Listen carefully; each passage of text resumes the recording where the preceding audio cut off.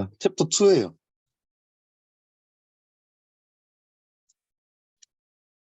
자, 챕터 2는 이름이 리니어 알지브라인데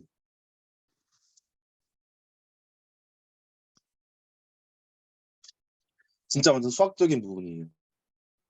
우리 막 랭크 나오고 그 베이시스 나오고 하는 부분이 챕터 2라고 보면 되는데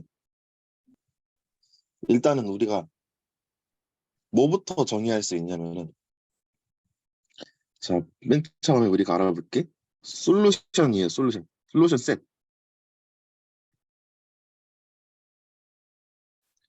우리 솔루션에 세 가지가 있어요. 솔루션의 종류에 세 가지가 있는데 첫 번째는 이제 정답이 한 개, 두 번째는 0개, 그리고 세 번째는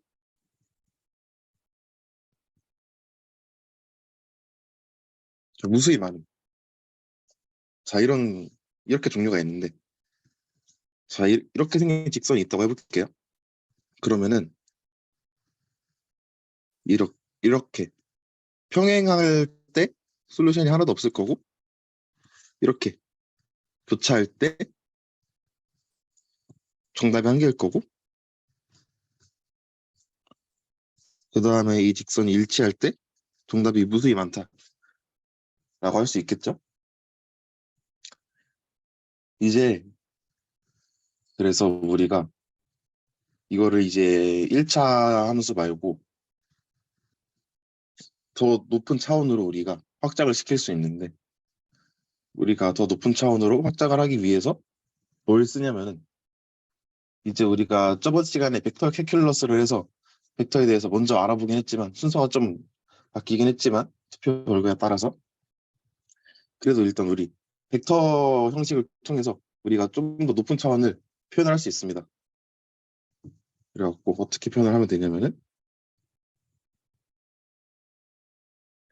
어 A11부터 AM1까지 있을 때 이거를 X1을 뒤에다가 써주고 A21부터 AM2까지 있을 때 이런 식으로 써줍니다.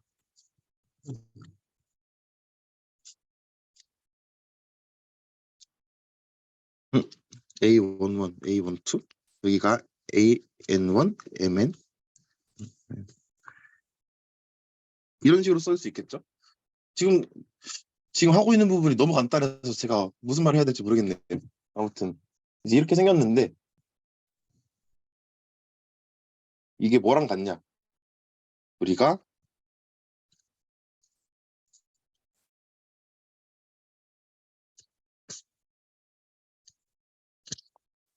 이렇게 우리가 차원을 맞춰줘야 되는 거예요.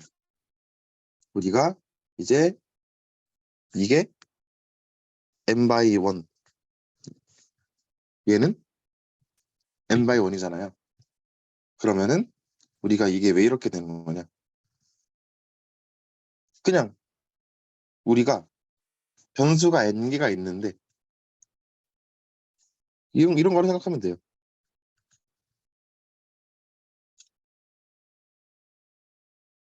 우리 이렇게 생긴 직선의 방정식이 있다고 생각을 해보면은 자, 여기 m이 말이죠. 지금 너무 간단한 부분이라서 오히려 헷갈리는데 자, 우리 이렇게 생각하면 돼요. 여기 직선의 방정식에서 여기 숫자 한 개 있잖아요. 여기도 숫자 한 개 있고 그럼 여기도 숫자가 한 개가 있겠죠. 우리 이거는 이제 미적분학 시간에 배우거나 고3 때 기하에서 나오는 이제 그런 볼 수 있는 식이죠. 거기서 볼 수 있는 식이죠. 이게 근데 이제 여기 앞에 붙는 숫자가 한 개가 아니라 m개가 된 거예요. 왜? 좀 더 높은 차원을 표현하기 위해서 m개가 된 건데 우리가 이거를 이제 한꺼번에 묶어서 표현을 할 수 있어요. 묶어서 표현하는 거를 자, 필요 충분 조건이고 묶어서 표현하는 거를 우리가 행렬이라고 부릅니다. 여기까지 너무 간단하죠?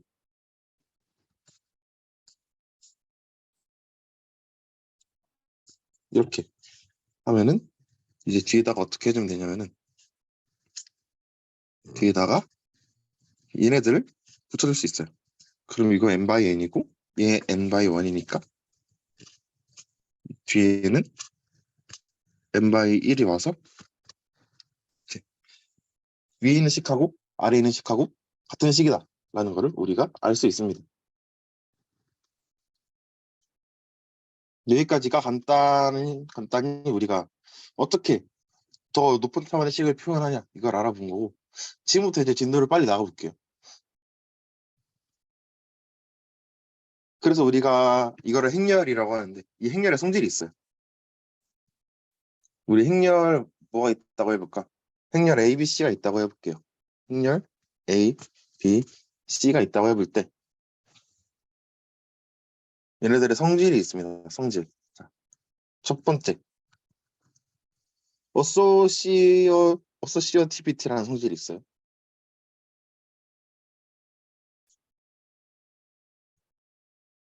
이게 뭐냐면은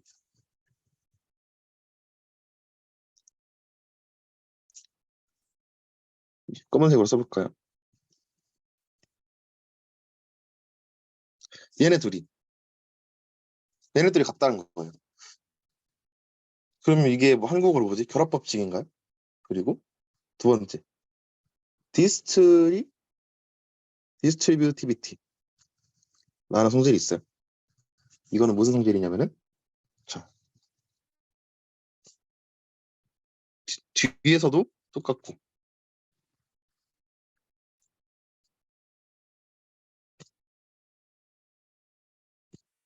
앞에부터도 똑같고, 이거는 한국어로 그러면 분배법칙이라고 할 수 있겠죠. 그리고 세 번째 성질이 있습니다. 세 번째 성질은 곱셈의 항등원. 이거는 이름이 뭐지? 멀티플리케이션. 근데 행렬에서 곱셈의 항등원이 뭐냐면은 우리가 아이덴티티 매트릭스라고 부릅니다. 그리고 이 아이덴티티 매트릭스를 우리가 보통 I라고 많이 써요. 우리 예를 들어서 뭐 A가 n by n이라고 할 때 얘하고 얘하고 얘는 다 같은 애다라고 생각을 해주면 되겠습니다. 그리고 우리가 또 자주 했던 것 중에 하나가 이제 2x2 행렬에서 역행렬, 2x2 행렬에서 역행렬이 있을 때 우리가 이제 A라는 행렬이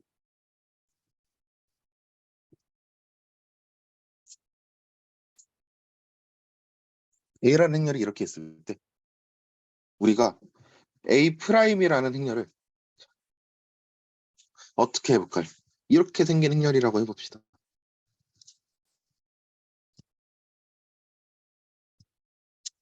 그러면 우리가 A하고 A 프라임을 곱하면은 어떻게 되냐? 그러면은 이제 얘하고 더해지고 얘하고 아니 얘하고 곱해지고 얘하고 곱해지고 얘하고 곱한 게 이제 더해져서 여기에 들어가야 되는 거죠. 행렬 곱셈하는 방법은 다들 기억하시죠? 여기 들어가고 그 다음에 이쪽 자리에는 얘하고 곱하고 얘하고 곱한 거 들어가야 되니까 둘이 더하면은 0이죠. 여기도 0이고 그러면은 그 다음에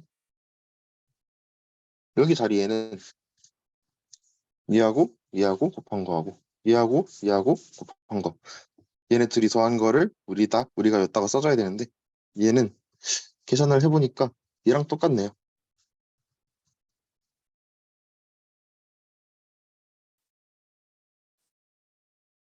똑같으니까 그냥 딱 써볼게요. 그러면은 우리가 얘를 밖으로 뺄 수 있죠. 자,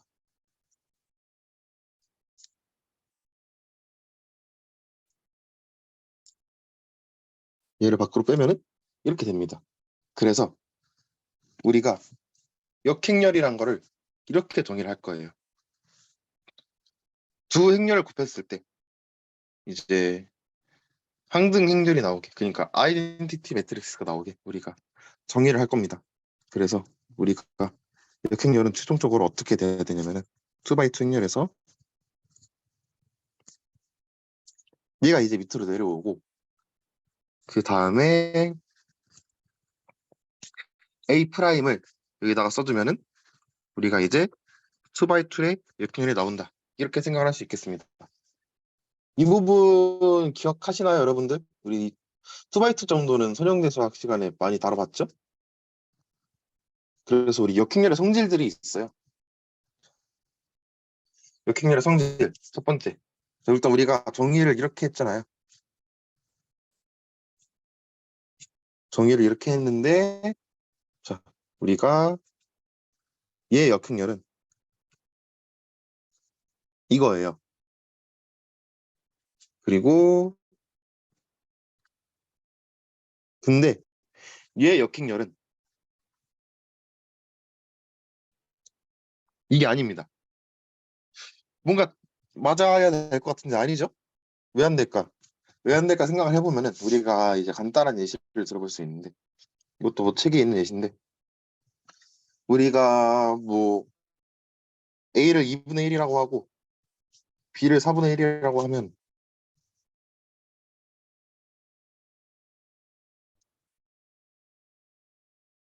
이제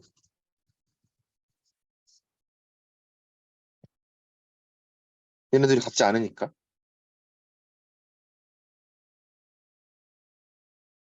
반대가 돼야 되나? A를 2라고 하고 B를 4라고 하면은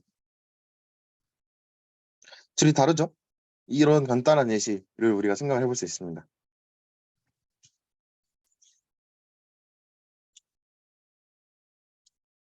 네.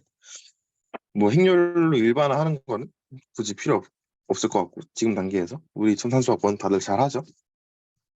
그래갖고 여기까지가 역행렬에 대해서 간단하게 알아본 거고, 역행렬 다음에 우리가 또 가장 많이 쓰이는 게 있어요.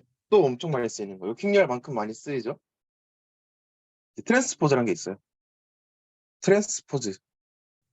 트랜스포즈가 뭐냐면은 우리 이제 행렬이 있을 때 어 어떻게 말해야 될까? 행렬이 있을 때 로우하고 컬럼을 서로 바꿔준 거예요. 행렬이 있을 때 로우하고 컬럼을 서로 바꿔준 거고, 우리가 걔를 A 트랜스포즈라고 써줍니다. 그래서 A 트랜스포즈, 이 트랜스포즈의 성질이 뭐냐면은 이제 로우하고 컬럼을 서로 바꾼 거니까, 그러니까 원래 로우하고 컬럼이 있었는데 얘를 서로 바꿨다가 다시 한번 바꾸면은 똑같은 애가 되겠죠. 그래서 두 번 트랜스포즈 한 거는 원래 행렬인 거고, 그리고 우리 이 친구는, 우리 트랜스포즈는 바로 안으로 들어올 수 있습니다. 얘랑 다르죠? 우리 얘를 조심해야 되는 거예요. 조심해야 되는 거고, 그 다음에 이렇게 트랜스포즈 붙인 거는 이렇게 됩니다. 우리 이게 왜 되는지 궁금하다면은, 우리 역행렬도 그렇고 트랜스포즈도 그렇고 왜 이렇게 되는지, 이제 원래는 외우기만 하고 왜 이렇게 되는지 궁금할 수 있는데, 우리 예를 들어서 뭐 A가 n by n이라고 해보고 뭐 B가 n by p라고 해볼까요? 그러면은 A는 B는 n by p가 되겠죠? 그럼 얘를 트랜스포즈한 거는 p by m이 돼야겠네. 그런데 B 트랜스포즈는 p by n이고 A 트랜스포즈는 n by m이니까 얘도 p by m이죠. 차원이 맞으려면 이렇게 써야 될 수밖에 없네.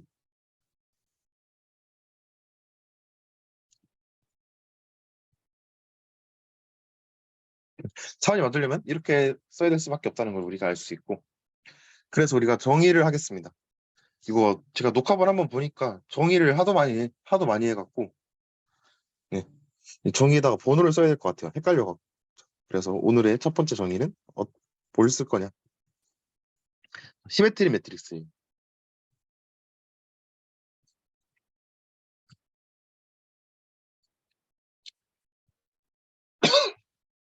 시메트리 매트릭스가 뭐냐면은 트랜스포즈 해도 똑같은 거예요. 근데 우리가 트랜스포즈 해도 똑같다. 그럼 여기 조건이 하나 붙겠죠? A가 스퀘어 매트릭스여야 됩니다. 우리 n by n이 n by m으로 변했을 때 얘네 둘이 같아지려면은 m하고 n 둘 중에 하나는 다른 애랑 같아야겠죠? 그래갖고 우리 시메트릭 매트릭스는 정사각형 행렬에서만 정의가 된다. 그리고 우리가 시메트릭한 행렬이 있을 때, 그러니까 우리가 예를 들어서 A하고 B가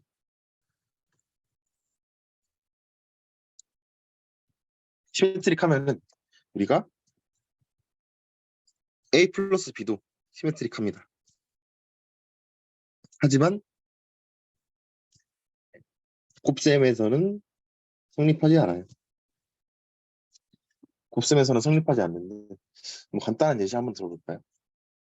우리 A가 1000이고 B가 1111일 때 얘네들이 곱하면 어떻게 되죠? 얘네들이 곱하면은 1, 1, 0, 0 이렇게 되겠네. 자, 벌써 얘 시메트릭인데? 얘 시메트릭이고 얘는 아니죠? 그래갖고 우리가 곱셈에서 성립하지 않는다는 거를 판례를 들어서 한번 확인을 해봤습니다. 자, 여기까지 나온 내용 다 기억하시나요, 여러분들?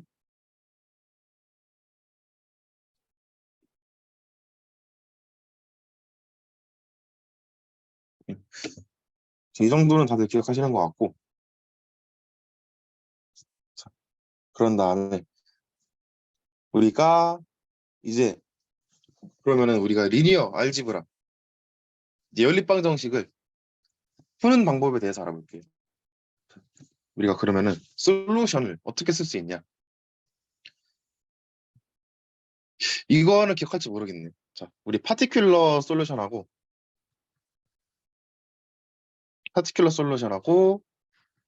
제너럴 솔루션이라는 게 있어. 자, 우리 예시를 한번 들어볼까요? 음, 우리 이렇게 생긴 행렬이 있다고 써봅시다. 1, 0, 8, 마이너스 4. 그 다음에 0, 1, 2, 12. 이렇게 생긴 행렬이 있고, 그러면은 뒤에는 4개짜리 벡터가 와야겠죠? 이거는, 자, 이런 우리가 방정식이 있다고 해봅시다. 우리가 방정식이 있다고 해보면은, 우리가 사실 42, 8, 이 벡터는 우리가 이렇게 쪼개서 쓸 수 있어요. 이렇게 쪼개서 쓰면은 우리가 어떻게 되는 거냐? 여기 부분은 뭔가 여기랑 관련이 있을 것 같고, 이쪽 부분은 뭔가 이쪽이랑 관련이 있을 것 같죠? 그래서 우리가 이 선형 방정식에서 파티큘러 솔루션이라는 거는 우리가 어떻게 할 거냐?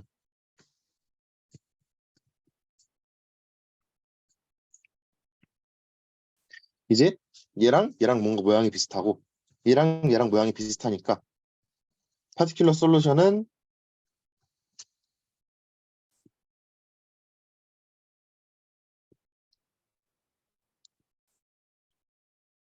뭔가 모양이 비슷한 애들 앞에 붙어 있는 얘네들을 기준으로 파티큘러 솔루션이라는 거를 정해주는 거예요.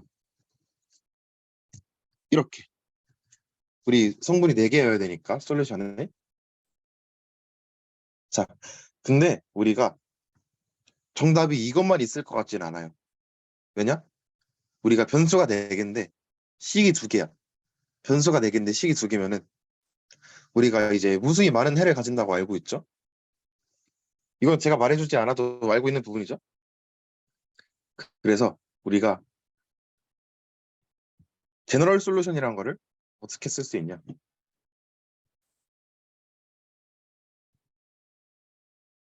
우리가 제너럴 솔루션은 x예요. x인데 x는 4차원짜리 벡터. 그때 x가 뭐냐? 파티큘러 솔루션에다가 파티큘러 솔루션에다가 우리가 뭔가 이제 앞에서 얘하고 얘에 대한 무언가를 우리가 알아봤는데 얘하고 얘에 대해서는 우리가 알아본 게 없죠? 그럼 그 뒤에 뭘 붙여주냐? 우리가 프리 베리어블 기억을 하려는지 모르겠네. 뭐 프리 베리어블 이런 거 있어갖고 우리가 식 표현을 어떻게 하냐? 람다라고 해볼게요. 그러면은 우리가 8하고 2가 첫 번째 로우하고 두 번째 로우에 있고 그 다음에 얘는 세 번째 컬럼에서 나온 거니까 세 번째 컬럼에 마이너스 1을 붙였으면 되는 거예요. 뭐 아무렇게나 해도 상관없어요. 뭐 마이너스 8, 마이너스 2, 플러스 1 이렇게 하는 게 더 익숙하신 분들도 있을 거고 근데 책에는 이렇게 나와 있어갖고 이렇게 쓸게요.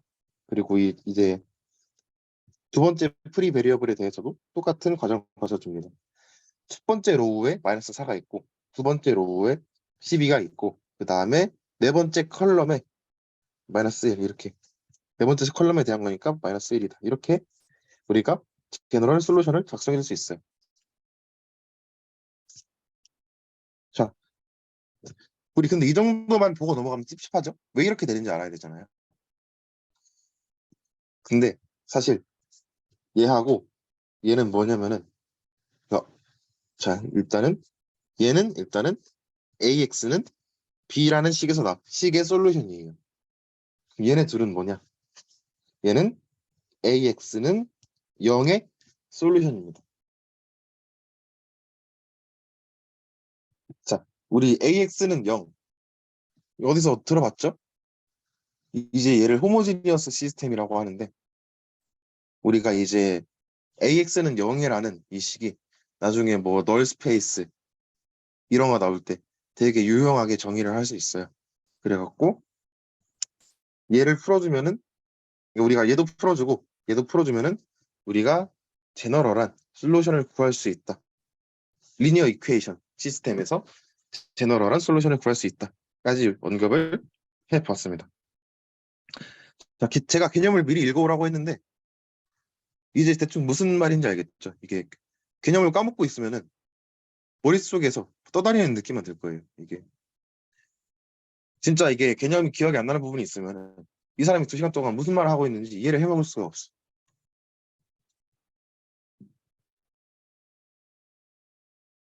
자, 아무튼 여기까지 언급을 했고 그 다음에 말할 게 자, 정의를 할게요. 두 번째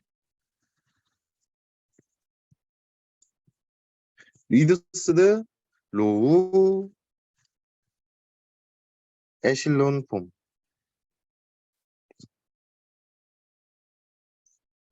우리 이거를 이제 RREF라고 많이 부르는데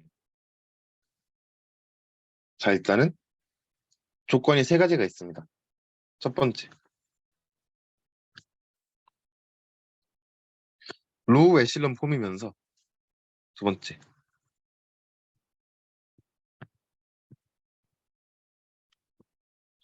피봇들이 다 1이어야 돼요. 그리고 세 번째 조건 그때 피봇 컬럼에서 이제 여기다가 써볼까? 콜럼이 있을 때 얘가 피봇이라고 하면은 나머지는 다 0이어야 돼. 이게 리듀스드 로우 에실론 폼의 정의인데 우리 그러면은 리듀스드 로우 에실론 폼이 뭔지 알아보기 위해서 로우 에실론 폼이 뭔지 알아봐야겠죠. 그래서 로우 에실론 폼이 뭐냐? 자,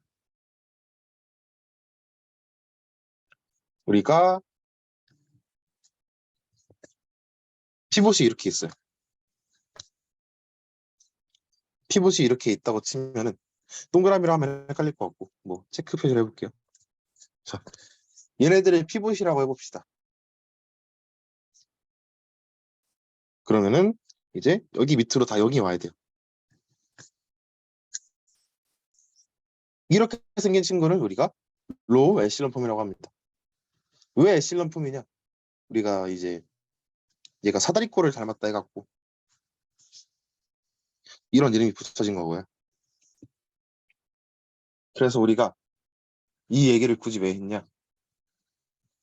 우리 사실 마이너스 원 트릭이라는 게 있어요. 여기는 새로운 내용이에요. 마이너스 원 트릭이라는 게 있는데 자 봅시다. 우리 마이너스 원 트릭이 뭐냐면은 우리 예를 들어서 자 이그젠플 자 A라는 행렬이 있을 때 뭐 이런 행렬이 있다고 해봅시다.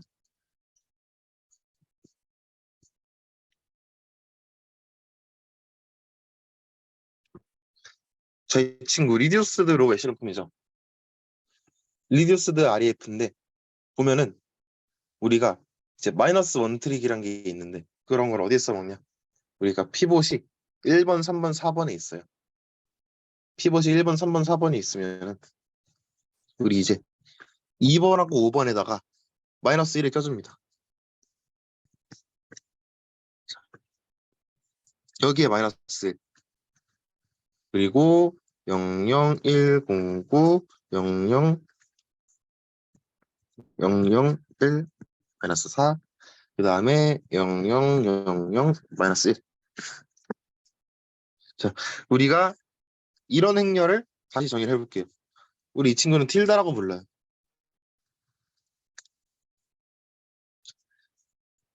이 마이너스 원 트릭을 어디에 써먹냐?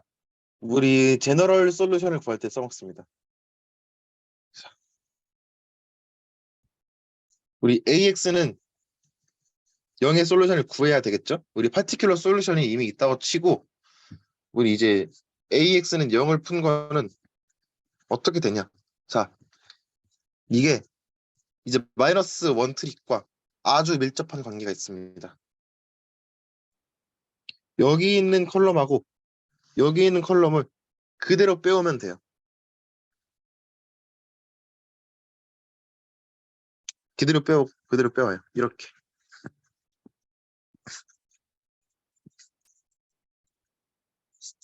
지금 저번 시간보다 재미없을 거예요. 되게 수학적인 내용들을 많이 다루고 있는 거라서. 저번 시간엔 되게 뭔가 이런 내용은 어디 써볼 수 있겠다 싶었는데 지금 그렇게 와닿진 않죠? 자, 자, 마이너스 원 트릭. 위에 있는 거랑 비교를 해볼까요? 자, 여기에 뜬금없이 마이너스 1을 써준 이유가 뭐냐? 사실 다 생각이 있었다. 이렇게 이어지는 내용이죠. 우리가 그래서 이걸 트릭이라고 부른 거예요. 우리가 AX는 0, 이 솔루션을 구하기 위해서 리듀스드 REF를 만들고 그때 마이너스 1이 들어간 자리에서 콜럼만 빼오면 된다. 이렇게 생각을 해오면 되겠습니다. 우리 AX는 0, 풀기 귀찮잖아요. 우리 이거 뭐 엘리멘터리 로우 오퍼레이션 해갖고 뭐 연립방정식 풀기 쉬운 모양으로 만들어서 숫자 넣고 하는 거 우리 되게 귀찮으니까 우리 이런 트릭도 있다라는 거를 알아두면 되겠습니다. 우리 말 나온 김에 우리 AX는 B 이거 풀기 귀찮다 그랬잖아요. AX는 0, AX는 B 이런 거 풀기 귀찮으니까 우리가 얘를 쉽게 푸는 방법이 뭐가 있냐? 쉽게 푸는 방법이 한 가지 더 있는데 사실 우리가 자, 첫 번째 사실 A가 스퀘어일 때 인버터블 하도 역행렬이 존재한다고 쳐볼게요. 그럼 우리가 솔루션을 아주 쉽게 구할 수 있어요. 근데 그렇지 않은 경우가 있을 거 아니에요. 그럴 때는 우리가 어떻게 하면 되냐? AX는 B 앞에다가 A 트랜스포즈를 곱해줍니다. 그러면은 우리 이제 얘의 역행렬은 존재할 수 있겠죠? 왜냐면은 우리가 A가 n by n이라 했을 때 얘는 n by m이고 얘는 n by n이니까 A 트랜스포즈 A는 n by n이죠. 그래서 스퀘어가 됐고 그러면은 우리가 x를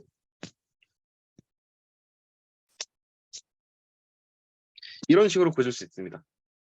자, 우리 이런 방법을 뭐라고 부르냐? 우리 여기서부터 여기까지 이 친구들을 우리가 수도 인버스라고 부릅니다. 얘는 진짜 인버스죠. 얘는 레알 인버스고 얘는 수도 인버스예요. 그러니까 우리가 좀 더 문제를 쉽게 풀기 위해서 인버스인 척 하는 애를 우리가 B 앞에다가 곱해줘 갖고 이제 리니어 이퀘이션 시스템을 풀었다 라고 생각을 해주시면 되겠습니다. 우리 뭐 가우시안 엘리미네이션 하는 거 귀찮잖아요. 되게 오래 걸려요. 손으로 하면은. 사실 이게 컴퓨터한테도 오래 걸리는 거거든요. 우리 이제 가우시안 엘리미네이션이 빛을 발할 때는 언제가 있냐? 뭐 디터미넌트 구할 때 아니면은 뭐 벡터들이 리니얼리 인디펜던트 할 때 한가 안 한가 이제 체크를 할 때 뭐 그럴 때만 뭐 그렇게 효과가 있지. 솔루션을 구하는 것 자체에는 우리가 가우시안 엘리미네이션을 직접 한다? 뭐 우리가 손으로 구할 땐 생각보다 좀 귀찮은 과정일 것 같아요. 그래서 여기까지는 그나마 덜 수학적인 내용이에요. 이제 진짜 수학적인 내용 들어갈 거라서 진짜 저번 시간보다 재미가 없을 건데. 혹시 여기까지 내용 쉽죠? 지금은 괜찮죠? 새로운 거 하나밖에 안 나왔는데 아직.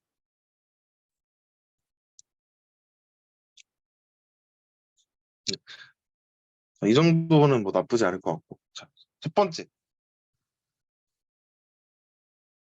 저도 확실히 벡터 캘큘러스 할 때보다 힘이 빠져요. 재미가 없어요, 지금. 내용이 재미가 없어. 정의를 합니다. 몇 번째 정의지? 네 번째, 이번 시간 네 번째 정의를 합니다. 자, 그룹이란 걸 정의를 할 거예요. 우리가 그룹이란 게 있는데, 자, 우리 예를 들어서 G라는 집합이 있다고 해봅시다. G라는 집합이 있을 때, 우리가 이제 어떠한 연산자에 대해, 연산자라고 하면 좀 애매한가? 아무튼 이렇게 생긴 연산자가 있다고 해봅시다. 뭐 더하기일 수도 있고, 뭐 빼기일 수도 있고, 곱하기일 수도 있는데, 아무튼 이런 연산자가 있다고 해보면은 그 연산자는 G 두 개를 받아서 G 한 개를 내보내는 친구가 있을 때 그때 우리가 이렇게 생긴 애를 그룹이라고 부릅니다.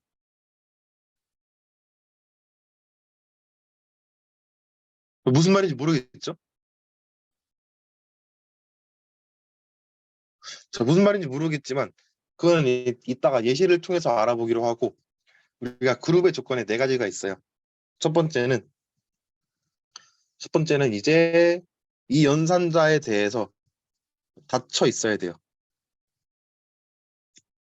두 번째, 결합 법칙이 성립해야 됩니다.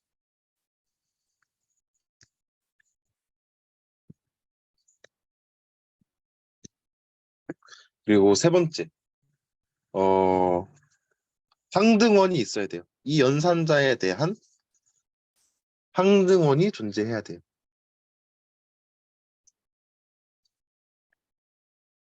네 번째, 이 연산자에 대한 여건이 존재해야 됩니다. 그러니까 연산을 해서 항등원이 만들어지는 값이 있어야 된다.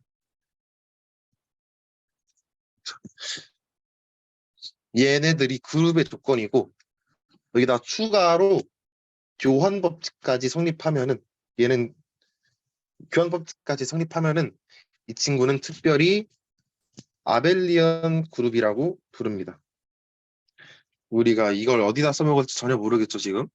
자, 우리가 예시를 통해서 한번 알아볼게요. 우리가 그래서 그룹이 뭐냐? 자, 우리 자연수 집합이 있고 정수 집합이 있고 덧셈 연산자가 있을 때 얘네들은 그룹입니다. 왜냐? 우리 정수끼리 덧셈할 수 있죠. 그리고 정수끼리 덧셈 순서 바꿔서 해도 상관없죠. 그리고 정수끼리 덧셈할 때 항등원 0이 존재하죠. 그리고 우리 정수끼리 덧셈했을 때 0을 만들어줄 수 있는 애가 존재하죠. 추가로 우리가 뭐 1 더하기 2하고 2 더하기 1하고 똑같으니까 교환 법칙까지 성립하네. 그래서 우리가 자연수 집합하고 플러스 연산자는 우리가 아벨리언 그룹이다 라고 할 수 있는 거예요. 이제 조금씩 감이 올 거예요. 자, 우리 그러면 실수 집합하고 곱하기 연산자는 그룹이 아닙니다. 그룹이 아닙니다. 왜냐? 0 때문에 우리 0의 여건이 존재하지 않아요. 0의 여건이 존재하지 않는데 우리 실수 집합에서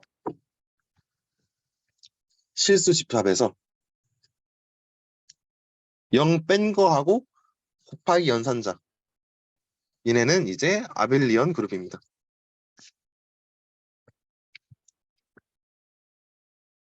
자, 우리 이렇게 그룹이라는 개념을 간단하게 알아봤어요. 자, 그래서 우리가 이게 진짜 왜 필요하냐? 자, 오늘의 5번째 정의죠. 자, 벡터 스페이스를 정의하기 위해서예요. 자, 벡터 스페이스 개념 읽어오라고 했죠.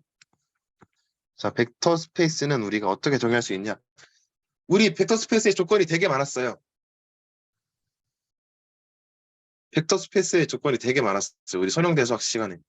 전산수학 1 때 뭔가 되게 복잡하고 와닿지도 않게 배웠는데 우리 이제 그룹이라는 개념을 이해를 하면은 우리 이제 이렇게 이해를 할 수 있습니다. 벡터 스페이스 V는 집합 V가 있고 덧셈 연산자, 곱셈 연산자에 대해서 그룹이다. 우리가 벡터 스페이스를 근데 추가로 그러니까 그룹이긴 한데 추가로 이제 얘는 아벨리언 그룹이다. 이렇게 정의할 수 있습니다. 벡터 스페이스 정의가 엄청 간단해졌죠. 이제 그룹이라는 개념을 우리가 알고 나면은 벡터 스페이스의 정의가 되게 간단해집니다.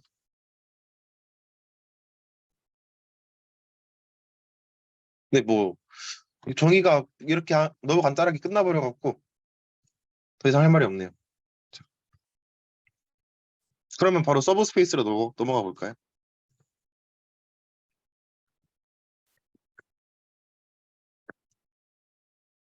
자, 벡터 서브 스페이스는 우리가 어떻게 정의해야 되냐? 자, 우리 이렇게 생긴 V가 있을 때 자, 서브 스페이스는 뭐냐?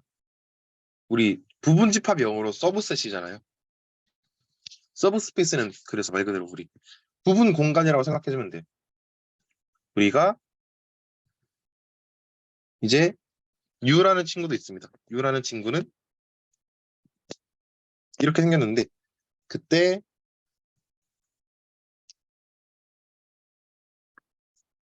이런 관계를 성립하는 집합이 있겠죠?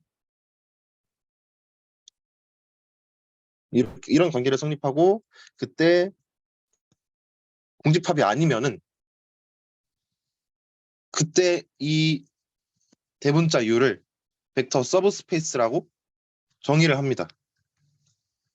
우리 서브스페이스가 어려운 게 아니라 말 그대로 얘네들에 대해서 그룹이면서 이 연산자들에 대해서 이제 U라는 집합이 그룹으로 정의가 될 수 있으면서 공집합이 아니고 근데 벡터 스페이스보다는 작거나 같아야 하는 그런 애들을 우리가 벡터 서브스페이스라고 부릅니다. 그러면 우리 벡터 서브스페이스의 예시를 한번 들어볼까요?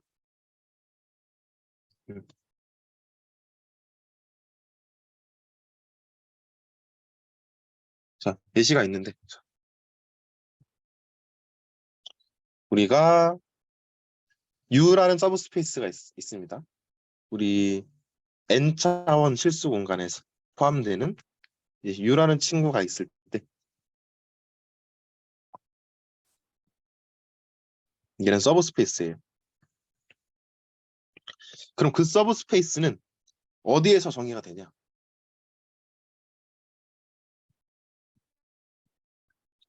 AX는 0이라는 리니어 이퀘이션이 있을 때 그때 호모지니어스 시스템, 그러니까 호모지니어스 시스템이라고 부르죠. 아까 잠깐 언급하긴 했는데 여기에 솔루션 스페이스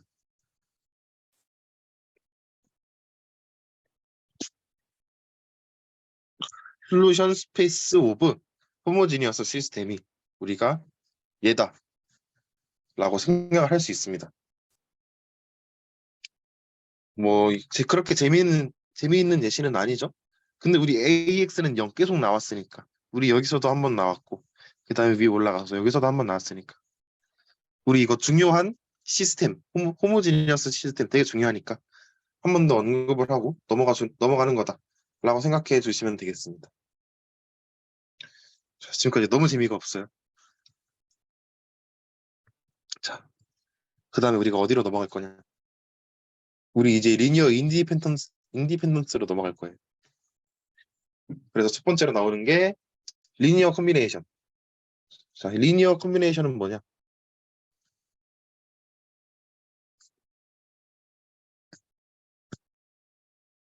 리니어 콤비네이션. 자, 우리 V란 게 있어요. 근데 V는 벡터 스페이스에서 나온 친구고 이제 X1부터 XK까지 얘네들도 다 벡터 스페이스에서 나온 친구라고 해볼게요. 그러면은 그 벡터 스페이스에 있는 모든 V는 우리가 이렇게 표현을 시켜줄 수 있습니다.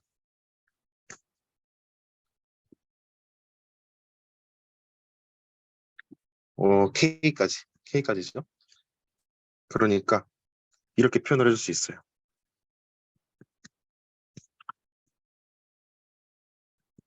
얘도 당연히 여기에 들어가야 되고 우리가 이거를 리니어 콤비네이션이라고 부릅니다. 그러면 그때 리니어 인디펜던스는 어떻게 정의하냐?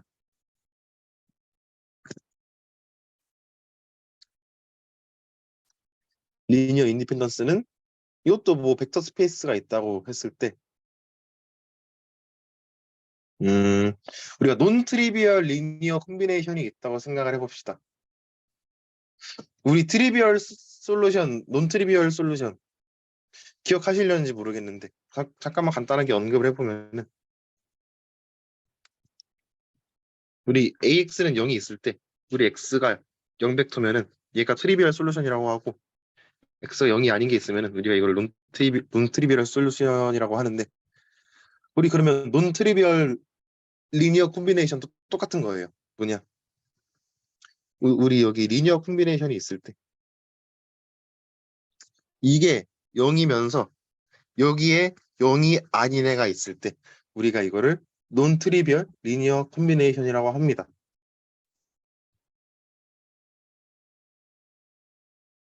자, 이러면 어떻게 되냐? 얘가 존재하면은 리니얼리 디펜던트 하다라고 불러요. 그리고 트리비얼 솔루션만이 존재하면은 디펜던트. 자, 그러니까 이렇게 존재하면은 우리가 이제 A의 콜럼들을 그러니까 A에 들어가 있는 벡터들을 우리가 리니얼리 디펜던트라고 부르고 근데 우리가 얘만 존재하면은 우리가 리니얼리 인디펜던트라고 부릅니다. 우리 전산수학 1 때 인디펜던트한지 디펜던트한지 구하는 방법만 공부를 많이 했을 텐데 정의가 이렇게 된다는 거를 다시 한번 알아보고 가면 좋을 것 같습니다.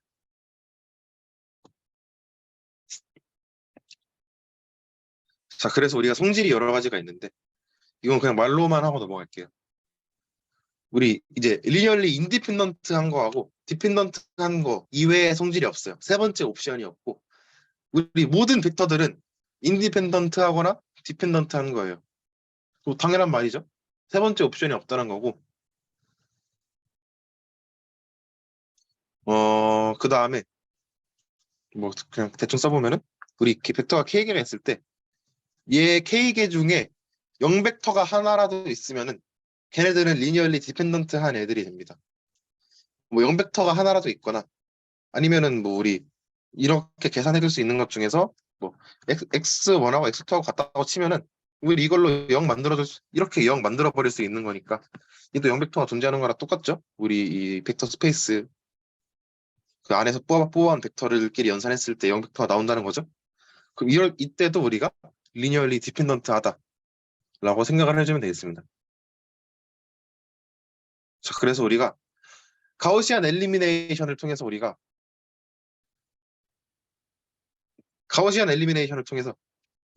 우리가 리니얼리 디펜던트한지 인디펜던트한지 알아볼 수 있는데, 자, 우리가 이렇게 생긴 행렬이 있다고 해봅시다.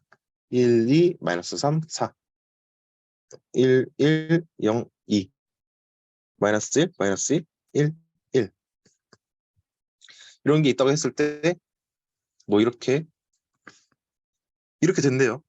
저도 계산해보진 않았는데 책에 써 있어갖고. 자, 이렇게 돼 있다고 생각을 해봅시다.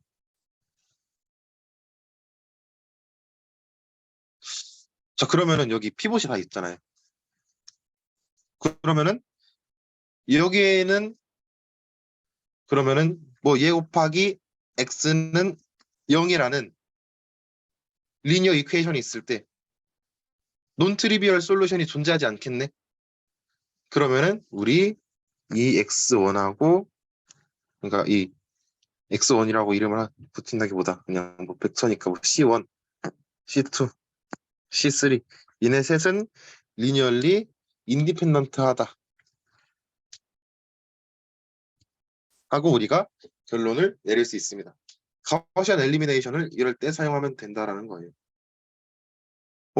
이거 생각해보니까 피벗이 이게 아니라, 그러니까, 네, 그러니까 이게 애쉬런 폼이 아니에요. 애쉬런 폼이 아니라 여기에도 피벗이 있게 우리가 만들 수 있다는 거예요. 책에 이렇게 써 있고 제 생각에는 그러니까 이게 피벗인데 우리가 이제 애쉬런 폼, 그러니까 리듀스드 로우 애쉬런 폼이 아니라 이게 정의를 너무 많이 해서 저도 헷갈리는데 꼭 리듀스드 로우 애쉬런 폼으로 만들어줄 필요까지는 없고 가우시안 엘리미네이션 하다가 여기 피벗이 있네 까지 우리가 보이면은 그때 결론을 내릴 수 있다 라고 정리를 하겠습니다. 오늘 정리를 하도 많이 해서 말이 꼬이네요. 네. 그렇게 해서 일단은 인디펜던트까지 알아봤고, 자, 그래서 우리 리니얼리 인디펜던트한 애들의 성질이 있습니다. 자, 뭐가 있냐면은 우리 원래 X1부터 XM까지 리니얼리 인디펜던트한 애들이 있다고 쳐봅시다.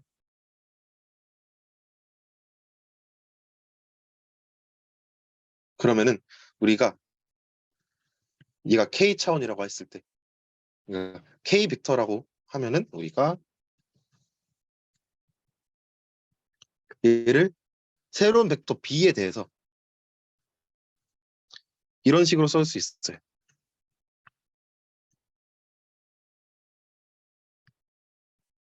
새로운 벡터 B에 대해서 이런 식으로 쓸 수 있어요. 그러니까 이거를 우리가 한 번에 다 합쳐서 표현을 하면은 우리가 XJ가 있을 때 이제 B라는 행렬로 퉁 친 다음에 뒤에 람다라는 벡터가 오겠죠? 자, 얘는 스칼라고 얘는 벡터예요. 그러면은 우리가 얘는 원래 X에 대해서 표현이 돼 있었는데 이 X들을 우리가 어떻게 개수들끼리 짬뽕 시켜갖고 새로운 벡터를 만든 거라고 쳐봅시다. 그러면 그때 얘가 인디펜던트 하면은 그러니까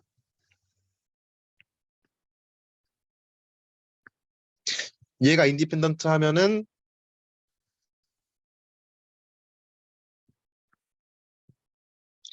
얘도 인디펜던트 합니다. 아니 뭐래냐. 얘도 인디펜던트합니다. 이게 무슨 말이냐? 우리 이제 위에 있는 예시에서 이 위에 있는 예시와 연결되어서 생각을 해보면은 이 말이 갑자기 왜 했는지 이해가 갈 텐데 우리 얘하고 리니얼리 인디펜던트 하잖아요. 사실 이게 인디펜던트 하다는 거는 뭘 의미하냐? 얘하고 얘가 리니얼리 인디펜던트 하다는 거를 의미하는 것과 똑같다. 라고 생각을 해주시면 되겠습니다. 이거를 뭐 간단하게 수학적으로 표현하면은 뭐 이런 성질이 있다. 이런 게 성립할 수 있다. 라는 것까지 알아주면 되고요.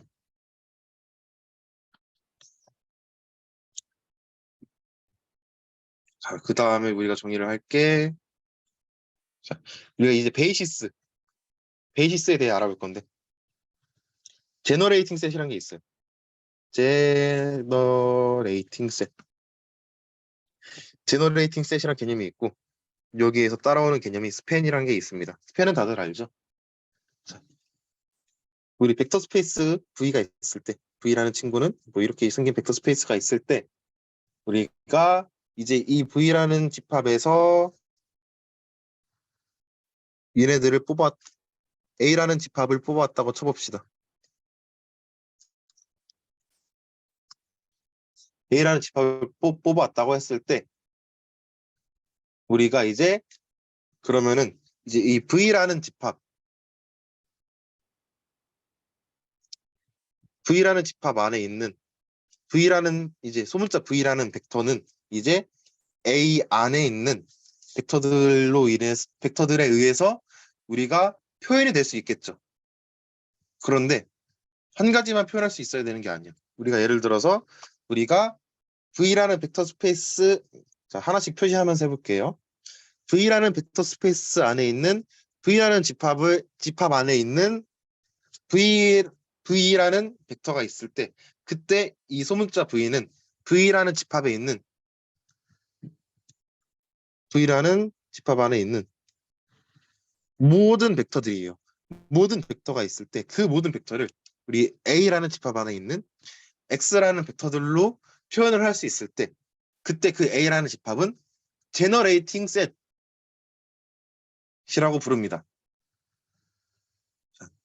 제너레이팅 셋이라고 부르는 거고 그때 우리가 얘네들끼리의 리니어 콤비네이션을 그러니까 얘를 제너레이팅 셋이라고 부르는 거고 얘가 제너레이팅 셋이고 그때 뭐 그때가 아니라 그리고 V라는 집합에서 벡터들을 뽑았는데 얘네들끼리 리니어 콤비네이션 한 것들을 모아둔 거를 우리가 또 스팬이라고 부른다. 이렇게 생각을 해주면 되겠습니다. 그래서 결국에 제너레이팅 셋이 이제 벡터의 집합인데 이제 벡터 서브 스페이스를 스팬하는 벡터의 집합이라고 표현을 해주면 돼요. 그러니까 우리가 이제 벡터 스페이스에서 뽑은 벡터를 전부 표현할 수 있어야 된다 그랬잖아요. 그때 표현을 하려면은 우리가 리니어 콤비네이션으로 표현을 어떻게 할 수 있을까 생각을 해봐야 되는데 그때 그렇게 생각을 하는 게 결국에 그렇게 해서 V라는 모든 벡터들을 표현을 할 수 있게 된다면은 그때 그 A는 제너레이팅 셋이라고 부르는 거다라고 생각을 해주면 되겠습니다. 자, 그래서 우리가 베이시스가 어떻게 정의가 되느냐? 이거 계속 또 형광펜을 잘못 누르네요. 그래서 우리가 베이시스는 어떻게 정의가 되냐? 자, 벡터 스페이스는 똑같이 있고 우리가 그러면은 A는 이제 이 V에 들어가는 거겠죠. 그런데 그때 그 A보다 작은 애가 있으면 안 돼. 그때 그 A가 가장 작아야 돼요. 그러면은 우리가 이때 이 A를 집합적으로 미니멀하다고 표현을 하거든요. 그러니까 이제 V를 스팬을 하는데 V를 이제 V에 있는 벡터들을 이제 스팬을 얘가 A가 다 해주는데 그때 이 A보다 더 작은 집합이 없으면은 얘는 이제 미니멀하다고 표현을 할 수 있습니다. 그때 그때 이제 추가로 이제 리니얼리 인디펜던트 하면은 이러한 친구들을 우리가 이런 조건을 만족하는 친구들을 베이시스라고 부른다 라고 생각을 해주면 되겠습니다. 자, 그래서 우리가 베이시스의 예시를 한번 간단하게 보면은 음, 우리가 이런 거 베이시스라고 할 수 있겠죠?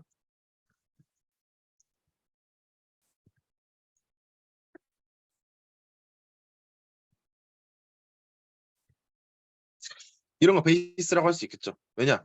우리 얘네 셋이 짬뽕 시켜갖고 여기에 있는 애들 다 표현할 수 있잖아. 이런 거 베이시스로 할 수 있어요. 그런데 베이시스가 되지 않는 예시를 한번 볼게요.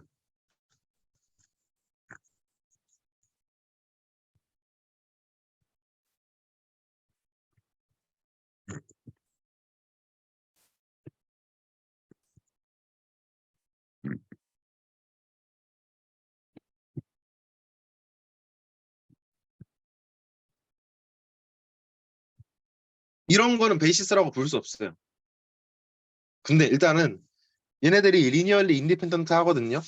얘네들 인디펜던트 한데 이 세 가지 벡터만을 가지고 우리가 4차원에 있는 숫자들을 다 표현을 할 수가 없어요. 그러니까 얘네들은 리니얼리 인디펜던트 한데 제너레이팅 셋이 아닌 거예요. 그래서 우리 이 A는 베이시스가 아닙니다. 그러니까 이런 식이다라고 우리가 생각을 해주면 되겠습니다. 네. 이게 베이시스의 예시다. 베이시스인 것과 아닌 것의 예시다라고 생각을 해주면 되겠습니다. 그래서 우리가 베이시스를 어떻게 결정하냐? 우리가 행렬이 있을 때 베이시스를 뽑아내는 방법에 대해서 알아봐야 되잖아요. 우리 그러면은 이것도 한번 예시를 한번 봅시다. 아니다. 굳이 또 쓰지 말고 위로 올라가서 볼까요? 자, 그래서 베이시스가 뭐냐? 얘네들이 베이시스예요. 이 벡터들이 이 벡터들을 가지고 있는 집합이 베이시스가 됩니다. 무슨 말이냐? 우리가 피벗 컬럼들, 그러니까 우리가 리니얼리 인디펜던트한 피벗 컬럼들을 가져오면은 우리가 걔네들을 이제 걔네들한테 얘네들이 이제 베이시스를 형성한다라는 자격을 우리가 줄 수가 있는 거예요. 자, 그래서 베이시스에 대해서 알아봤고 이제 랭크에 대해서도 알아볼게요. 랭크는 제가 따로 정의를 안 하고 그냥 성질만 몇 가지 얘기하고 넘어갈게요. 뭐 책에 여러 가지 얘기들이 있긴 한데 일단 저는 성질들만 여러 가지 몇 개 보고 자주 쓰이는 성질들. 자, 랭크 A라는 행렬이 있을 때 원래 행렬의 랭크하고 트랜스포즈된 행렬의 랭크하고 같습니다.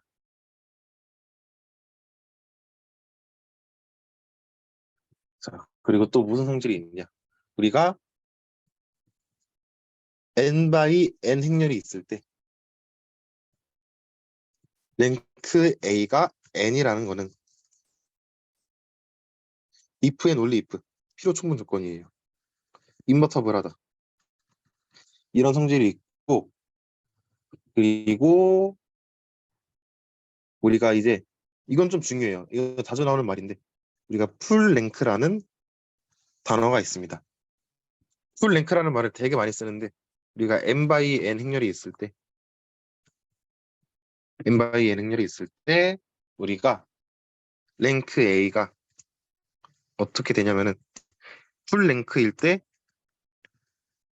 이제 행 개수하고 열 개수 중에 작은 애들까지 랭크가 늘어날 수 있어요. 그래서 랭크가 늘어날 대로 늘어나면은 걔네들한테 풀 랭크라고 해주는 거고 풀, 풀 랭크가 풀 랭크가 아닌 애들은 뭐냐고 풀 랭크가 아닌 매트릭스한테는 우리가 랭크 디피션트 하다고 이름을 붙여줍니다. 랭크 디피션트, 랭크가 모자르다 하다고 우리가 이름을 붙여줄 수 있겠습니다. 자, 우리 예시를 한번 볼까요? 랭크는 예시를 통해서 보는 게 빨라요. 이게 개념이 그렇게 잘 와닿지가 않으니까. 그래서 결국에 랭크가 뭐냐? 우리 가우시안 엘리미네이션 했을 때 우리 이렇게 생긴 확률이 있다고 해봅시다.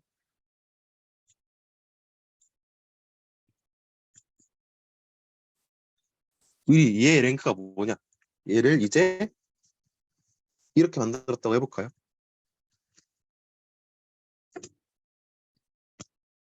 그러면은 얘가 피벗이고 얘가 피벗이네. 그럼 랭크가 2인 거예요. 뭐 얘를 A라고 해볼까? 자, 랭크를 구하는 방법은 이렇게 구하면 되는 거고. 그래서 랭크들이 이런 성질을 가지고 있다라고 생각을 해주면 되겠습니다. 뭐 랭크는 되게 간단하게 얘기했고, 자, 그 다음에 또 우리가 얘기할 게 뭐가 있냐? 리니어리 매핑, 리니어 매핑이란 게 있죠, 우리 리니어 매핑이란 게 있는데, 음, 뭐 어디서부터 설명을 해볼까? 자, 정의를 해봅시다. 11번째인가? 네.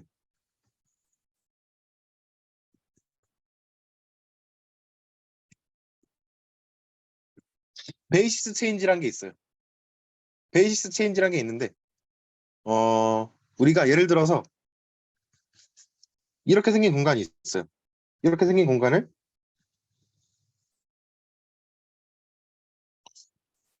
왜 안 그려지지? 자, 이렇게 생긴 공간을 이렇게 만들고 싶다. 우리 이럴 때 어떻게 해야 되냐면은 이제 축을 돌려야 돼요. 축. 그러니까 축을 돌린다는 게 무슨 말이냐면은 우리가 일단은 x라는 벡터가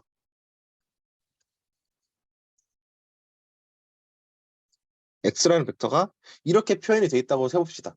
그때 b라는 벡터들이 베이시스를 이루겠죠. 베이시스를 이룰 때 그때 이 알파들을 가지고 있는 벡터를 우리가 코or디네이트라고 부릅니다. 코or디네이트라고 부르는데 그때 만들어진 우리가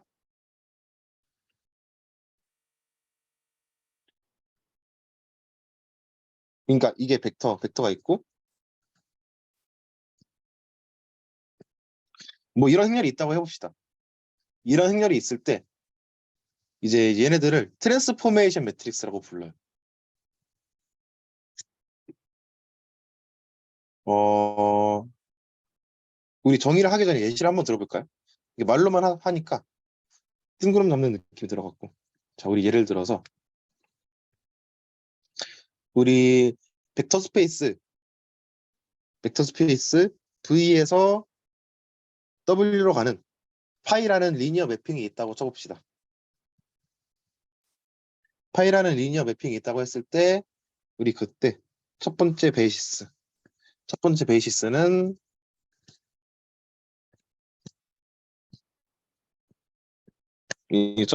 이렇게 매핑이 되고 두 번째 베이시스는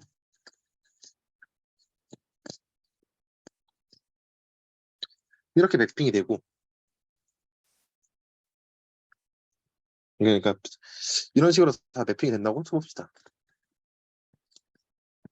그러니까 우리가 하고 싶은 게 뭐냐면은 우리가 원래 B라는 벡터 3개가 있는데 이거를 C라는 벡터 4개에 대해서 표현을 하고 싶은 거예요.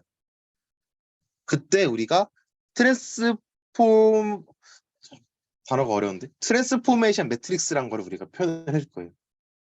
트랜스포메이션 매트릭스는 뭐냐? 우리가 A라는 매트릭스가 있을 때 우리가 이때 대문자 파이라는 리니어 매핑에 의해서 트랜스포메이션 된다라고 해갖고 우리가 이거를 이제 앞에 있는 개수들만 따서 이렇게 적어줄 수 있는 거예요. 네. 우리가 이거를 트랜스포메이션 매트릭스라고 부릅니다. 그러면 그때 우리가 베이시스를 어떻게 바꿀 수 있냐?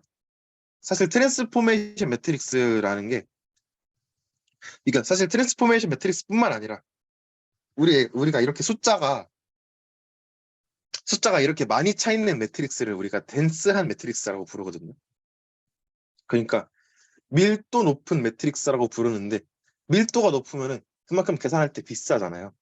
근데 우리가 계산하기 쉬운 행렬들을 그때 앞하고 뒤에다가 곱해줍니다. 그러니까 우리가 원래 리니어 트랜스포메이션을 얘라는 행렬로 하고 싶은데 우리가 얘라는 행렬이 똑같은 역할을 하게 만들고 싶어. 그러려면은 얘를 연산을 어떻게 더 쉽게 할 수 있냐? 이 앞뒤로 연산이 더 쉬울 거라고 기대가 되는 행렬을 곱해서 우리가 좀 더 간단한 연산을 할 수 있게 된다면은 우리가 좀 더 쉬운 계산을 할 수 있지 않을까 하는 게 이제 베이시스 체인지에 대한 뭐라고 해야 되지? 띠어럼까지는 아니고 뭐 트릭 정도라고 봐주면 되겠습니다. 기술. 그래서 우리가 이거를 이제 시각화하면 어떻게 되냐? 음, 자, 우리가 위에 B라는 베이시스가 있고 C라는 베이시스가 있을 때 이거를 원래 얘로 트랜스포메이션 하고 싶었잖아요. 그런데 사실 이건 어떻게 하면 되냐? 우리가 C에서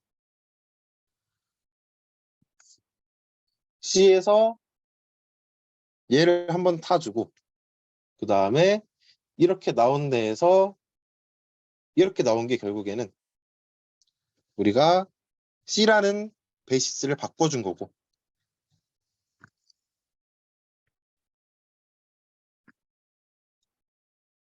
정의에 따라 쓰는 거예요.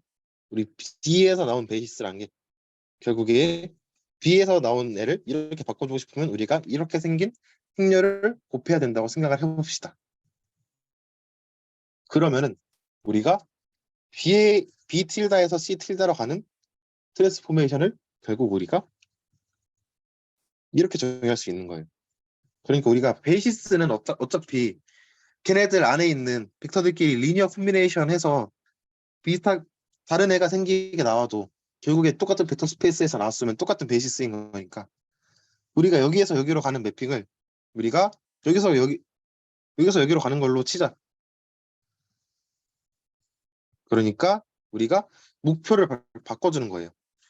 여기서 여기로 화살표 방향이 잘못됐거나 얘는 B 틸다에서 B로 바꿔주고 싶은 거예요. 그러니까 우리가 목표를 바꾼 거예요. 우리가 여기에서 여기로 가고 싶은 거니까 어차피 똑같은 거니까 여기에서 여기로 가고 싶은 게 여기서 여기로 가고 싶은 거랑 우리가 결국엔 수학적으로 똑같은 거니까 이거를 이렇게 타고 가는 거라고 생각을 해주면 됩니다.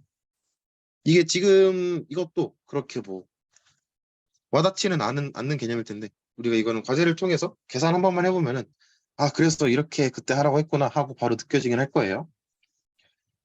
그래서 우리가 리니어 트랜스포메이션을 좀 더 간단하게 하는 방법에 대해서 알아봤고 자 지금 다시 말하지만 오늘 강의 같은 경우에는 자 이런 것 오늘 이제 강의 노트를 보면은 자 내용들이 다 제가 설명하는 방식이 원래 선형대수학 베이스가 없으면은 그렇게 그 뭐야 그러니까 선형대수학 지식이 지금 잘 돼 있지 않으면 지금 딱 이 수업을 실시간으로 듣는 시점에서 얻어가는 게 그렇게 크게 없을 거예요. 근데 우리 전산수학원 열심히 공부하고 열심히 공부하거나 열심히 복습한 사람들한테는 자, 내용이 확실히 와닿고 다른 관점에서 보는 게 확실히 재밌게 느껴질 겁니다. 이쯤에서 채팅창 반응 한 번만 볼까요? 여러분들은 어느 쪽에 속하나요? 지금 실시간으로 듣는 게 재미있는 쪽에 속하나요? 재미없는 쪽에 속하나요?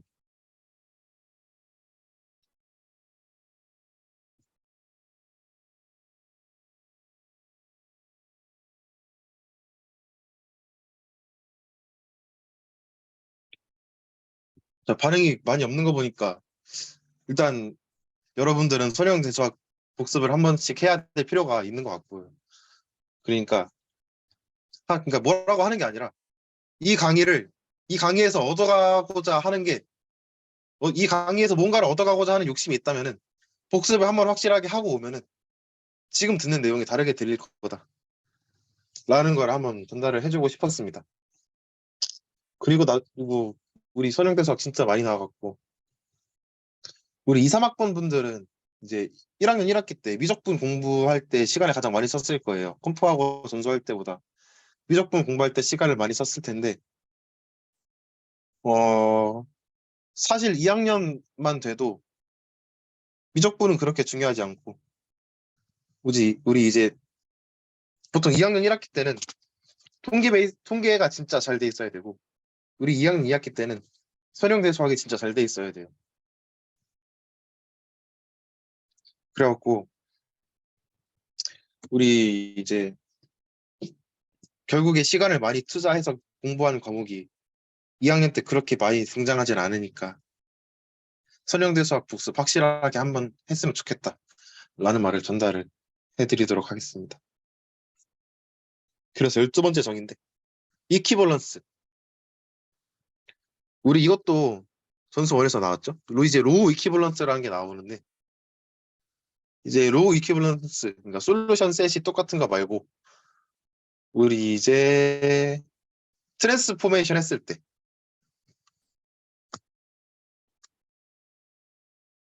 이렇게 트랜스포메이션 했을 때 얘하고 얘를 이퀴벌런트 하다고 합니다. 이건 정의예요, 정의.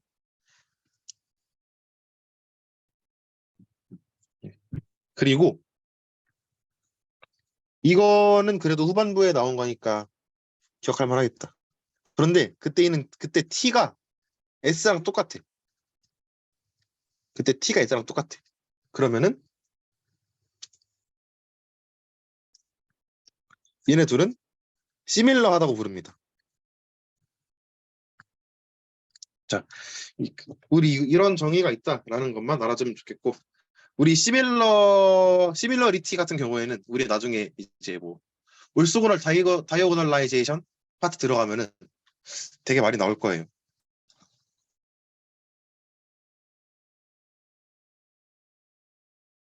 네, 그렇습니다. 그리고 여기 파트에서 또 할 얘기가 그거 해야겠네. 우리 널 스페이스 얘기도 한번 해야겠죠. 널 스페이스. 널 스페이스는 결국 어떻게 정의할 수 있냐? 우리 이제 매핑이 있어요.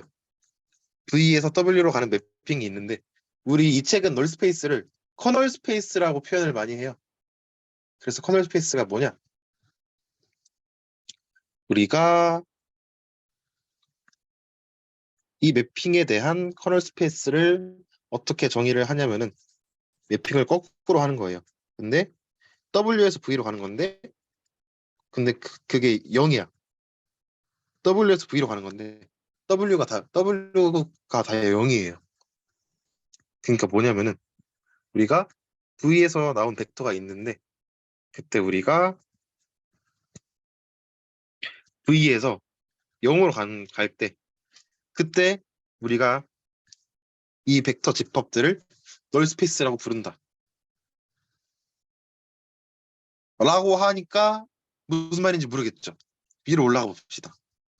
널 스페이스가 뭐냐?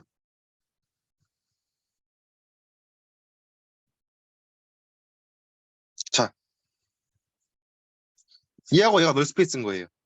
그러니까 우리가 결국에 0으로 가는 매핑에서 널 스페이스가 0으로 가는 매핑에서 걔네들의 벡터에 대해서 널 스페이스가 정의가 된다. 라는 게 무슨 말이냐면은 결국에 AX는 0이라는 이 호모지니어스 시스템에서 피벗 컬럼이 아닌 친구들만 뽑아오면은 걔네들을 모아두은 게 결국 널 스페이스다 라고 할 수 있는 거예요. 그거를 우리가 트랜스포메이션을 배웠으니까 수학적으로 표현을 하면은 이렇게 생긴 거다. 자, 우리 그러면은 우리 이미지란 게 있겠죠. 우리 이미지는 이미 배웠죠. 그래서 이미지는 어떻게 정의가 되냐? 이미지는 똑바로 가는 친구죠. 근데 어디에서 가냐? V에서 가는 친구예요. 그러니까 V에서 가니까 W가 나오겠죠, 출력으로. 근데 존재하는 거예요. 뭐가 존재하냐? V는 W다. 그러니까 한마디로 이거예요. 얘는 여기에서 피벗 컬럼이 아닌 애들을 뽑아갖고 여기다가 넣어준 게 이제 커널 스페이스인데, 결국에 우리 A의 피벗 컬럼들은, 그러니까 여기 피벗 컬럼들이 똑같잖아요. 이거는 이제 이 선형 방정식을 풀었을 때 솔루션으로 나오는 애들. 그러니까 AX는 0에서 피벗 컬럼의 애들을 모아둔 게 우리가 이미지다 라고 생각을 해줄 수 있습니다. 예시를 한번 볼까요? 예시를 한번 들어보면은 음, 우리 예를 들어서 우리 이렇게 생긴 행렬이 있다고 해봅시다. 이렇게 생긴 행렬이 있다고 했을 때 우리가 이렇게 에실론 폼을 만들어주고, 그럼 여기서 우리 커널 스페이스 이 리니어 매핑 2차원에서 4차원으로 가는, 아닌가? 4차원에서 2차원으로 가는 건가? 왜 생각이 안 나지? 네, 2차원에서 4차원으로 가는 리니어 매핑이 반대일 수도 있어요. 갑자기 헷갈리는데. 이 여기에서 널 스페이스가 뭐냐? 우리 여기 피벗이 있죠. 그러면은 얘네들에 대해서 이제 4차원으로 표현을 해줘야 되는 건데, 그러면은 우리 세 번째, 우리 마이너스 원 트릭으로 해주면 되겠죠? 마이너스 원 트릭으로 이렇게 하나 나오고, 마이너스 원 트릭으로 네 번째 컬럼이니까 이렇게 하나 써줄 수 있겠죠. 결국 오늘 배운 게 다 써먹어요. 오늘 배운 걸 다 써먹어요, 나중에. 이렇게 있을 때 얘네들을 가지고 스팬을 해요. 얘네들을 스팬하는 애들. 얘를 우리가 커널 스페이스 또는 널 스페이스라고 부를 수 있습니다. 스팬을 왜 붙이냐?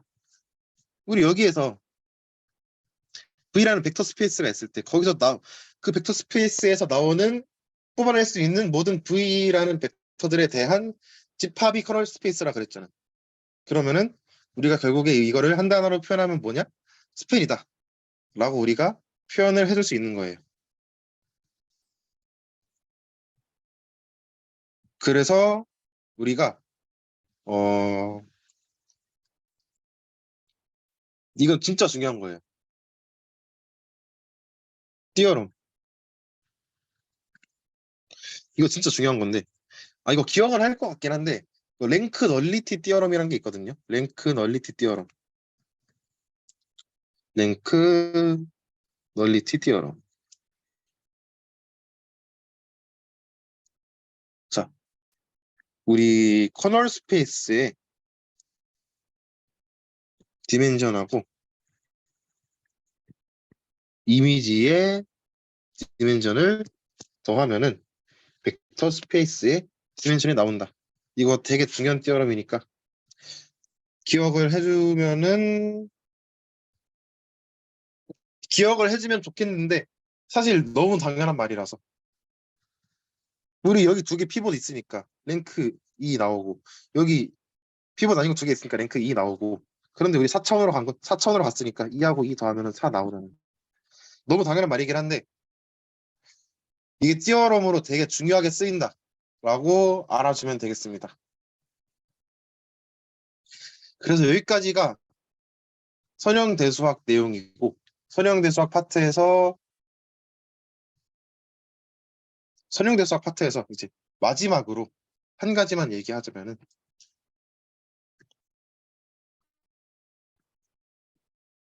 우리 어파인 매핑이라는 게 있어요. 리니어 매핑 말고 어파인 매핑이라는 게 있는데, 사실 우리가 아는 1차 함수 있잖아요. 예. 우리 이렇게 생긴 1차 함수는 사실 얘는 리니어하다고 부를 수 있는 친구가 아니에요. 얘는 어파인이라는 이름이 따로 있어요. 우리가 리니어하다는 거는 얘를 보고 리니어하다고 부를 수 있는 거예요. 그러니까 선형대수학적으로. 그러니까 1차 함수죠. 당연히 리니어한 함수인데 우리가 선형대수학적으로 이런 애들만 리니어하다고 부를 수 있는 거 우리 전산수학 1 공부하면서 많이 궁금했을 거예요. 그런데 우리 결국에 진짜 우리가 익숙한 1차 함수 모양은 리니어하다고 정의되는 게 아니라 어파인하다고 정의되는 거예요. 걔를 이제 수학적으로 표현을 해보면은 우리가 파이라는 매핑이 있을 때 이제 V에서 W로 가는 게 있을 때 이제 X는 어떻게 매핑이 되냐? 이렇게 매핑이 되면 리니어하겠죠? 그런데 얘를 평행 이동하는 거예요. A 방향으로 평행 이동을 해서 이거를 우리가 이제 어파인 매핑이라고 부른다. 뭐 예시는 따로 안 들게요. 그냥 이런 게 있다까지만 알아주면 되고, 네, 어파인 매핑이다라고 생각을 해주면 되겠습니다. 그래서 우리 선형대 수학 파트 정의 되게 많이 했죠. 제가 예시를 들 시간이 없어요. 이게 정의할 게 너무 많아갖고. 우리 이러면은 사실상 전산수학원에서 중간고사 내용을 다 했다고 볼 수 있겠죠. 네. 네, 그래서 우리가 선형대 수학 부분 이 정도 보고 혹시 여기까지 질문 있나요?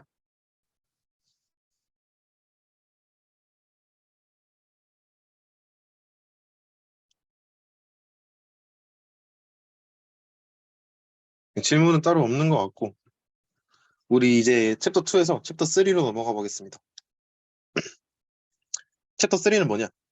우리 해석 기하학이에요.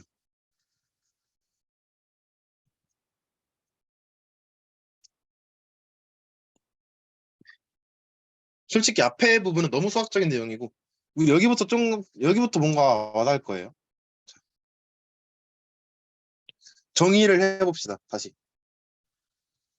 우리 해석 기하학에서 가장 기본적인 함수가 있어요. 크기를 나타내주는 함수. 우리 저번 시간에 잠깐 언급이 되긴 했는데 크기를 나타내주는 함수. 우리 n차원 벡터를 받아서 스칼라를 내보내주는 놈이라는 함수가 있습니다. 자, 첫 번째 점. 자, 놈에 대해서 뭔지 알아볼게요. 우리 이제 놈은 우리가 이렇게 표현을 합니다. 놈이라는 함수는 우리가 이렇게 표현을 하는데 벡터를 받아서 실수를 내보내요. 그리고 그때 우리가 x라는 벡터를 받았을 때 이렇게 매핑할 수 있다. 그래서 우리가 이거를 놈이라 부르는데 우리가 놈이 만족해야 되는 세 가지 조건이 있어요. 첫 번째, 놈은 스칼라가 빠져나올 때 절대값이 붙어서 빠져나와야 됩니다. 그리고 우리 트라이앵글 이니퀄리티 우리 이거 고등학교 때 이제 명제 파트에서 절대부등식이라고 해갖고 뭐 그런 거 했었잖아요. 거기서 얘를 이제 삼각부등식이라고 부르는데 왜냐면은 우리 삼각형 있을 때 얘 길이보다 얘하고 얘 더한 게 더 길잖아요. 당연한 거예요. 그리고 놈의 세 번째 조건. 자, 포지티브 데피니트 해야 된다. 사실 세미 데피니트 한 거죠. 그러니까 우리가 놈이라는 이제 친구는 논 네거티브 해야 돼요. 결국에 뭐냐? 우리가 놈이란 게 0이다. 벡터의 크기가 0이다라는 거는 결국 우리가 x가 0벡터다라는 것과 똑같은 말이 됩니다. 우리가 그래서 놈이란 거를 이렇게 정의를 했습니다. 그래서 우리가 예시를 한번 들어볼게요. 첫 번째 예시는 맨하탄 놈이란 게 있어요.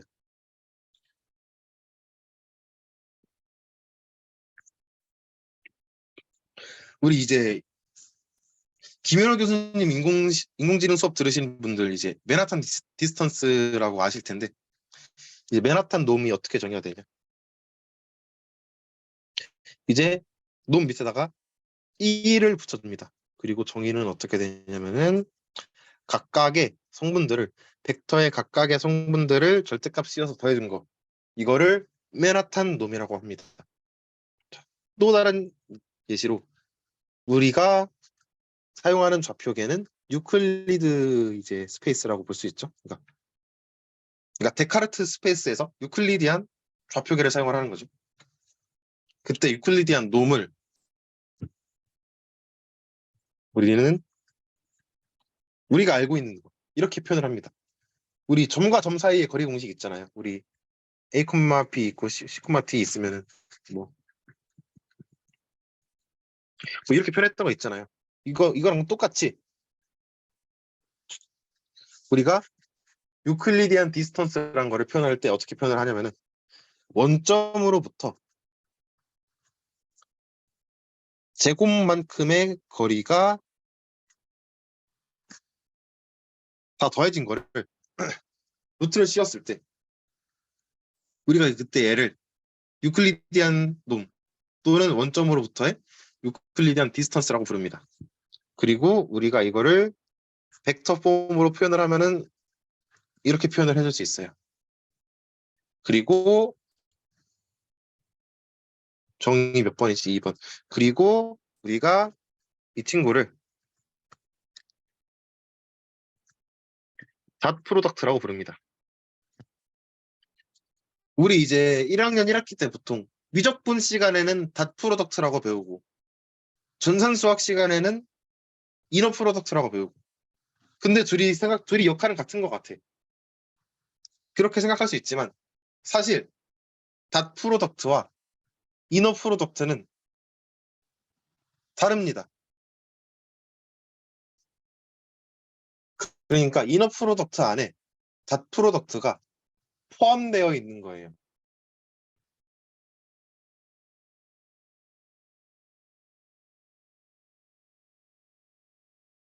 그래서 우리가 닷 프로덕트 따로 이너 프로덕트 따로 정의를 해보면은 우리가 이제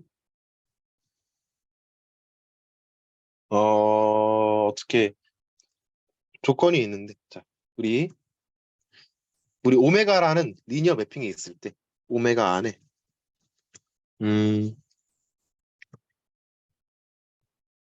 람다 x 더하기 프 사이 y 이런 친구가 있을 때 얘가 이렇게 쪼개지면서 이런 리니어 매핑으로 그러니까 리니어 매핑 두 개로 쪼개질 때 이렇게 쪼개지고 그 다음에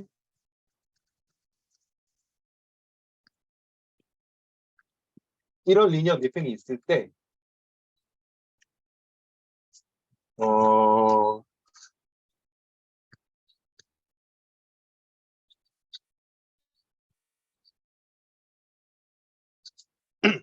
이렇게 쪼개지면은 쪼개지는 애들에 대해서 그러니까 우리 이제 이 오메가라는 친구는 벡터 두 개를 받아서 실수를 내보내는 친구인 거죠. 그때 시메트릭 하면서 포지티브 데피니트 한 애들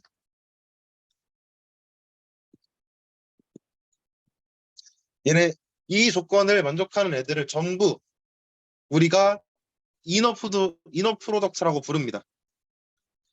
그 중에 한 가지 케이스가 잣 프로덕트인 거예요. 그 시메트릭하다는 게 무슨 말이냐면은 우리 그룹 할 때도 잠깐 언급했지만 우리 얘하고 같으면서 시메트릭하다는 게 이거고 이게 논 네거티브여야 돼요.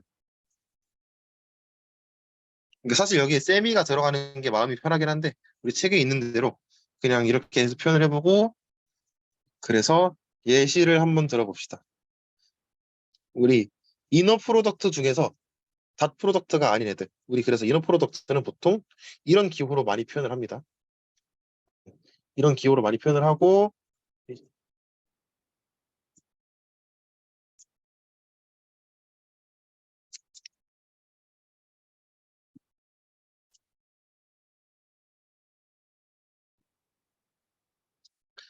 우리 이런 친구가 있다고 해봅시다. 우리 얘는 그러면 이너 프로덕트예요. 대칭이죠? X하고 여기서 X하고 Y 자리 바뀌어도 똑같은 식이잖아요.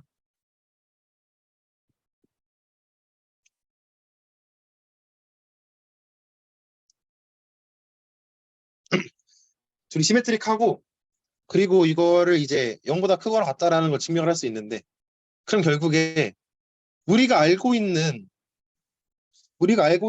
이너 프로덕트는 이건데 원래 이건데 다 프로덕트인데 우리 이것만 내적이 아니라 이것도 내적이라고 할 수 있다. 라고 뭐 아무튼 이런 게 있습니다. 우리 그래서 닷 프로덕트는 이너 프로덕트보다 작은 개념이다.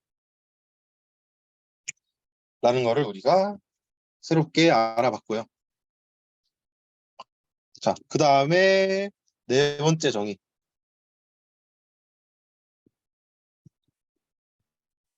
네 번째 정의는 우리가 시메트릭 하면서 포지티브 데피니트한 자, 봅시다. 복사를 해볼까요?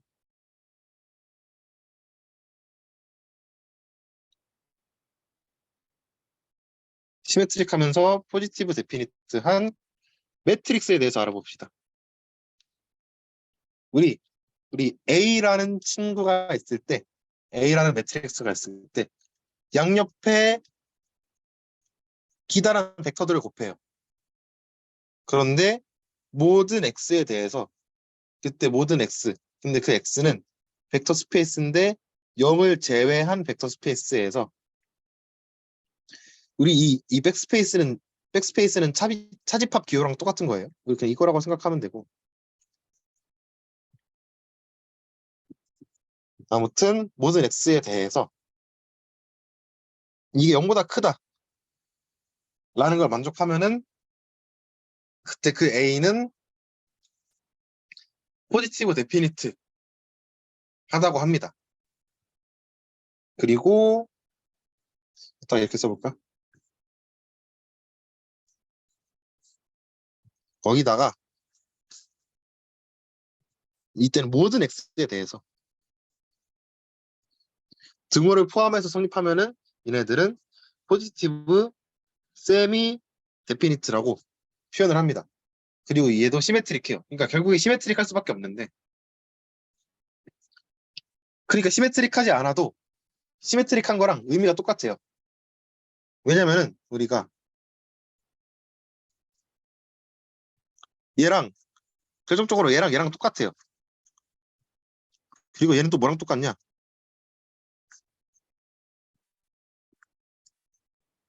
얘네 셋이 다 똑같아요. 그래갖고 우리가 포지티브 데피니트, 포지티브 세미 데피니트라는 애들은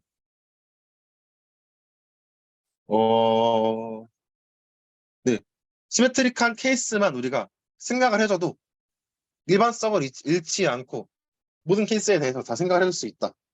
생각하기 편하게 그러면 그냥 시메트릭한 매트릭스에 대해서만 생각을 하자. 라고 우리가 생각을 해볼 수 있는 거예요. 그래서 우리가 예시를 한번 들어보면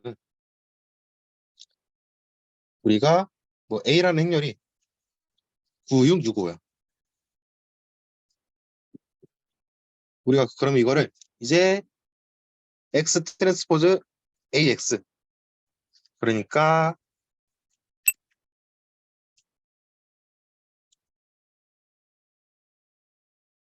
9665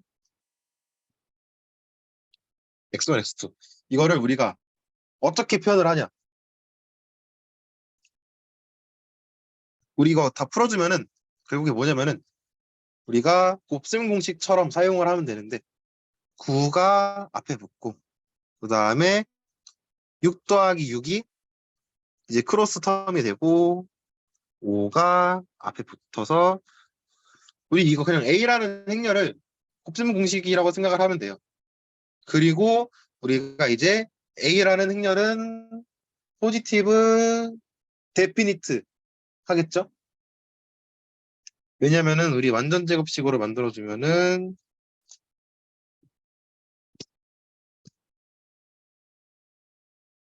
이런 식으로 표현할 수 있으니까.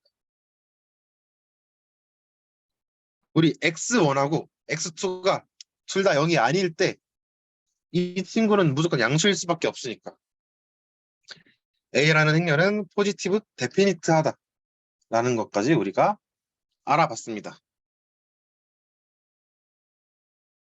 그리고 우리 막간을 이용해서 중요한 거, 우리 이거 정의는 아니고 우리 또 진짜 많이 쓰이는 게 있어요.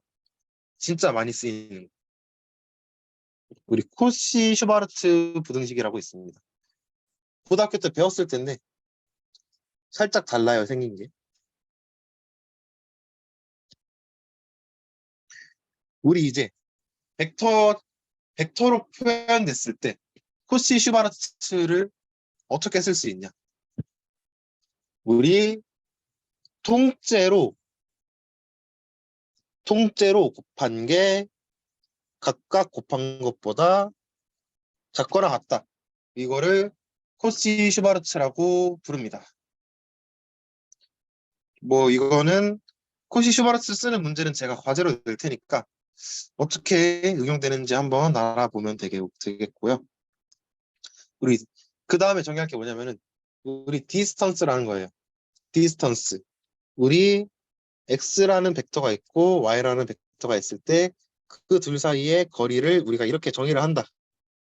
근데 결국에 얘는 뭐냐?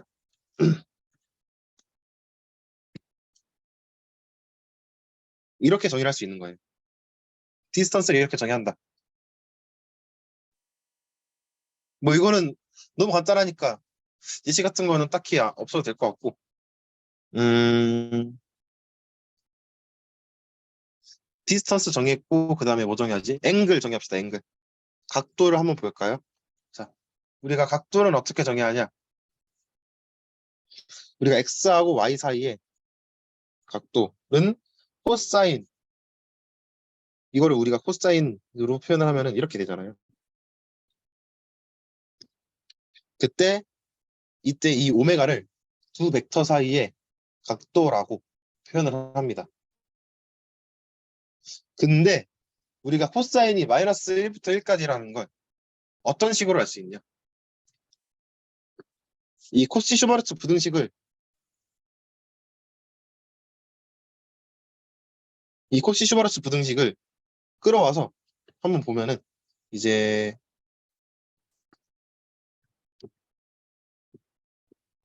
우리가 이런 식으로 부등식을 정리를 해줄 수 있겠죠. 그거랑 이제 얘랑 같이 연결지어서 사용하면은 결국에 코사인은 마이너스 1부터 1까지다 라는 거를 이제 코시 슈바르츠 부등식으로 볼 수 있고요. 그래서 우리 올소고널리티는 어떻게 정의하냐? 결국에 올소고널하다는 거는 둘이 이너 프로덕트를 했을 때 0이 나올 때, 그러니까 코사인이 0일 때, 그러니까 오메가가 90도일 때, 직각일 때, 수직이죠. 그때 우리가 두 벡터가 올소고널하다고 표현을 하는 거고, 그때 우리가 기호로서 우리가 이렇게 표현을 합니다. 이렇게 표현을 하면서 여기다가 추가로 x의 크기하고 y의 크기가 1일 때는 우리가 also 노멀이라고 부릅니다. 얘를 만족하면 also 고널인 거고, 여기까지 만족하면 also 노멀인 거예요. 여기까지도 여러분들 다 알고 있는 걸 테니까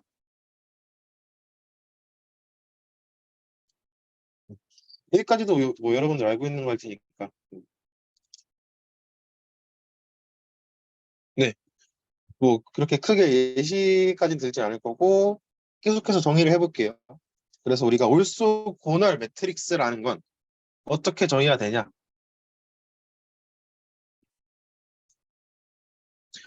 올소 고널 매트릭스, 우리가 A란 게 있어요. A란 게 있고 A 트랜스포즈가 있습니다.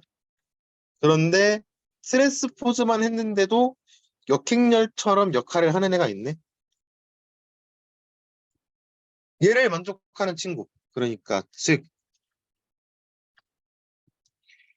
얘를 만족하는 친구들에 대해서 우리는 also gonal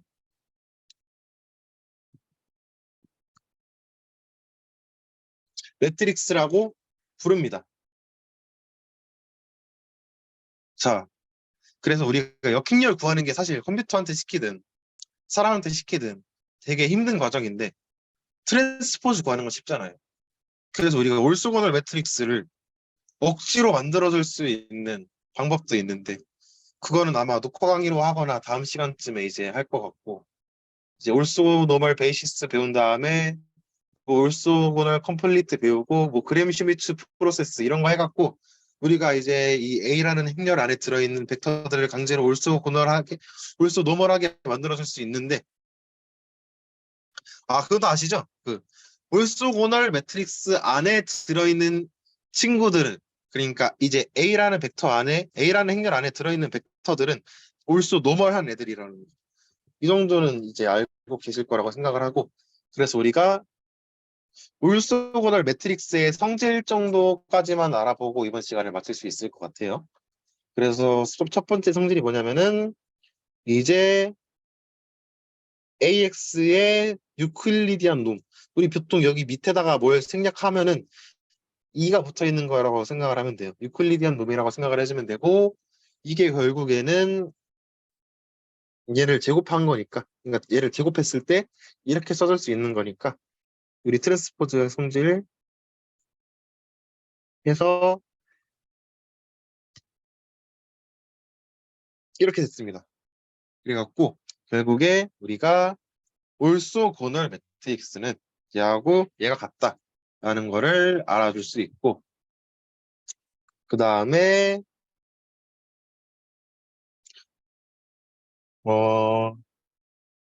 우리 이제 A라는 행렬에다가 X라는 벡터를 곱할 수도 있고 Y라는 애를 곱할 수도 있을 거잖아요. 그러니까 우리가 여러 가지 리니어 이퀘이션을 생각을 하고 싶을 수 있을 텐데 근데 이게 결국에는 우리가 이 식들을 정리를 했을 때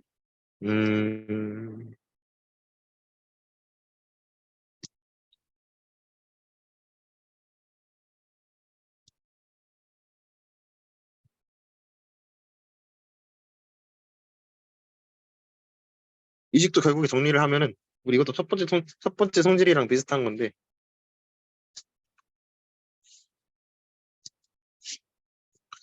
이것도 이렇게 날아가고 이렇게 날아가서 결국에 남는 게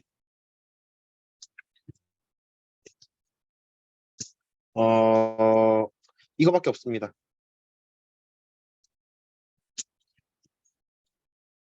이게 무슨 말이냐?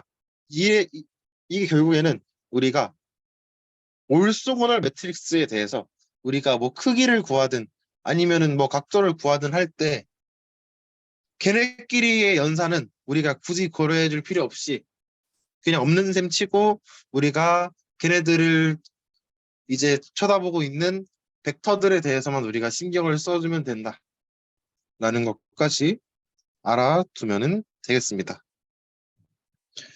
그리고 이제 남은 내용이 뭐가 있냐면은 이제 이거 녹화 강의로 할 것 같은데 남은 내용이 뭐가 있냐면은 올소 노멀 베이시스가 있고 올소 노멀 베이시스가 있고 올소 노멀 뭐 컴플리먼트 그리고 뭐 함수를 내적하는 방법 그리고 정사형 프로젝션 하고 이제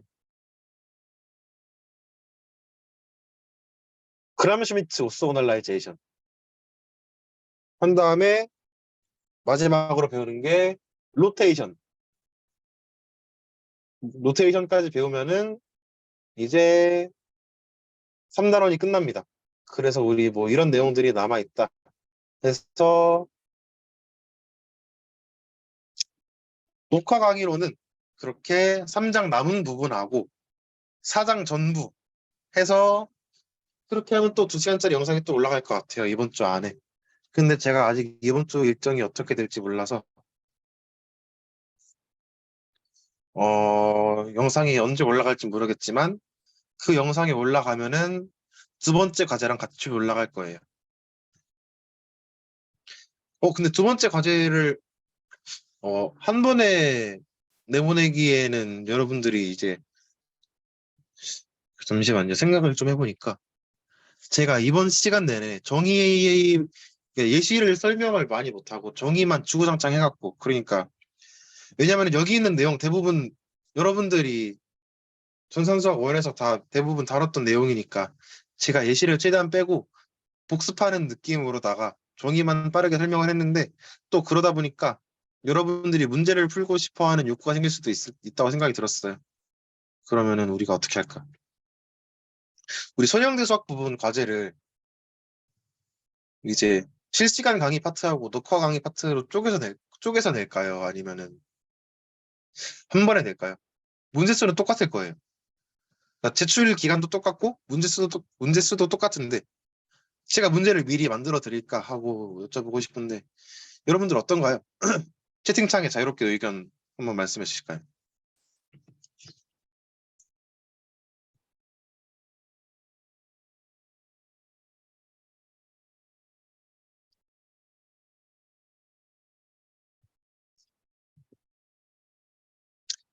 네, 일단 그러면은 우리 두 번째 과제는 앞 파트하고 뒷 파트하고 쪼개서 나가게 제가 문제를 빨리 만들어 볼게요. 뭐 제가 만드는 건 아니지만 뭐 책에서 가져오는 거거든요. 아니면은 이제 백프로파게이션 같은 경우에는 제가 직접 만들었다가 오류가 하나 있었는데 아무튼 쪽에서 내는 걸로 하고 문제 수는 저번보다 훨씬 많을 거예요. 왜냐? 배운 게 많으니까. 네. 배운 게 많으니까. 그리고 여러분들은 이미 다 할 줄 아는 거니까. 문제 수는 저번보다 많을 거고 근데 풀이 하는데 걸리는 시간은 비슷할 수 있어요. 여러분들이 다 이미 했던 내용이니까. 그래서 저번에 네 문제 정도 나갔던 것 같은데 이번에는 과제 앞파트 뒷파트 합쳐서 한 15문제 정도 있을 것 같고 적으면 12문제 정도? 제가 그렇게 생각을 해놨고 어떤 문제를 낼지는 다 생각해놨어요. 그래갖고 그렇게 나갈 것 같고 이제 그래서 제가 다음 주까지 녹화 강의 남은 부분 찍어서 올려서 그거 봐주시면은 우리 다음 주 월요일에 만나서는 이제 제가 수표를 다시 한번 받을게요. 확률 통계 파트를 나갈지 최적화 파트를 나갈지 아마 최적화 파트를 먼저 나간다고 공지를 했던 것 같긴 한데 여러분들의 마음이 또 바뀌었을 수도 있고 내용 들으면서 생각이 바뀌었을 수도 있으니까 네 아무튼 그렇습니다. 그래서 오늘 할 내용은 여기까지고 녹화를 끌게요.